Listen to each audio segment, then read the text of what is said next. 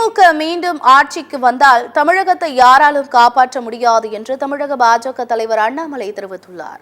கரூரில் நடைபெற்ற பட்ஜெட் விளக்க பொதுக்கூட்டத்தில் பேசிய அவர் 2026 சட்டமன்ற தேர்தலில் திமுகவை வேரோடு பிடுங்கி எறிய வேண்டும் என்று தெரிவித்தார்.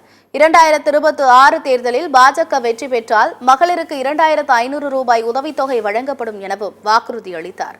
தமிழக பள்ளிக்கல்வித்துறை அமைச்சரின் சொந்த ஊரில் மாணவர்கள் மரத்தடியில் படிப்பதாகவும், ஆனால் அமைச்சரின் மகன் தனியார் பள்ளியில் பிரெஞ்சு படிப்பதாக தெரிவித்தார்.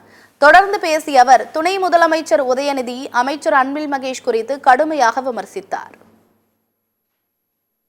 2026 சட்டப்பேரவை தேர்தல் அதையெல்லாம் உடைத்து திராவிட முன்னேற்ற கழக தீய சக்தியை இந்த மண்ணிலிருந்து வேரோடு அறுத்து எறிய வேண்டிய நேரம் இல்லை. நாங்க ஐயா தமிழ்நாட்டு ஆண்டவனே வந்தாலும் காப்பாற்ற முடியாது.